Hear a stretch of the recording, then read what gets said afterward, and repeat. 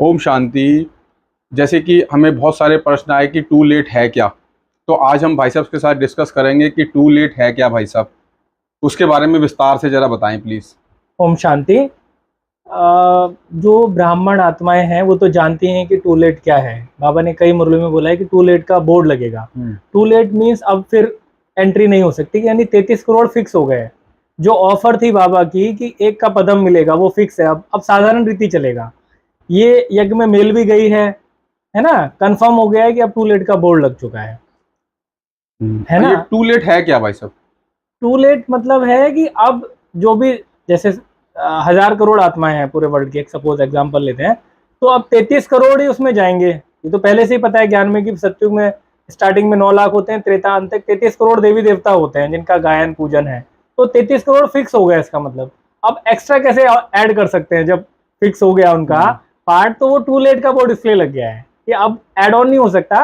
अब ये कि भक्त आत्माएं बनेंगे, जो भक्ति का है वो आने के अपनी अंजलि लेंगे, भक्त आत्माएं, भीड़ लगेगी, लाइन लगेगी, वो सब है।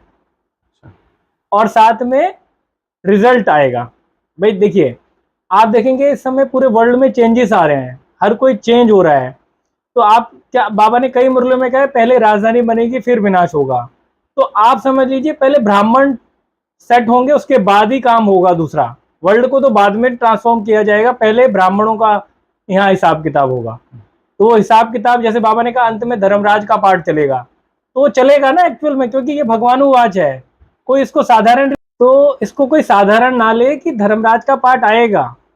और आप देखिए यज्ञ को भी थर्सडे के लिए मैंने नहीं बोला है, ये शिव बाबा का ही कार्य है। शिव बाबा ने ही बोला है कि यज्ञ वालों को भी कि इस थर्सडे को, वो मोहिनी दीदी को भी मैसेज किया है, बिजनोन भाई को भी, निर्वेर भाई को भी, सबको भी, कि ये स्पष्ट किया जाए सभी को कि भाई ये क्या पार्ट चल रहा है, ये क्या पार्ट है, और टू लेट का बोर्ड लग गया है क्या।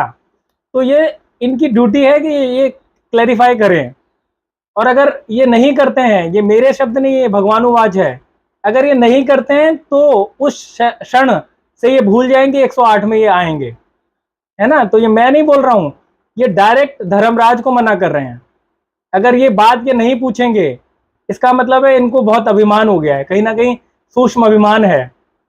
जब आप देखिए 69 की मुरली पढ़िए, 2-2-69 में बाबा ने क्लियर कहा है, अगर आप उसको डीप पढ़ेंगे, कि बाबा जब पूछा गया कि क्या बाबा जन्म लेंगे, तो बाबा ने पूछा आपको क्या लगता है, आप सबको क्या लगता है कि बाबा का जन्म होना चाहिए। तो बोला, बाबा ने कहा सोचो, आप बताइए आपको क्या लगता है, होना चाहिए। तो किसी ने कहा नहीं होना चाहिए।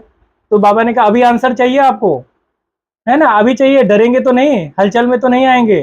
फिर बाबा ने उसको घुमा दिया कि नहीं अभी अव्यक्त पार्ट चलेगा। तो उसको बाबा ने स्पष्ट नहीं किया, और उसके बाद किसी ने पूछा नहीं। भाई किसी ने पूछा भी नहीं कि ब्रह्मा बाबा कहाँ है, कहाँ जन्म लिया, किसी ने पूछा नहीं। मम्मा का तो क्लियर है सबको। तो इसका स्थूल जन्म मिलेगा, यहाँ कोई जादू टोने की बात नहीं है। ब्रह्मा बाबा जब थे तब भी उनका बेटा तो ज्ञान में नहीं चला, बहू को साक्षात्कार हुए, बेटे ने तो दोबारा जाके शादी भी कर ली दूसरी, तो उसका नहीं था पार्ट।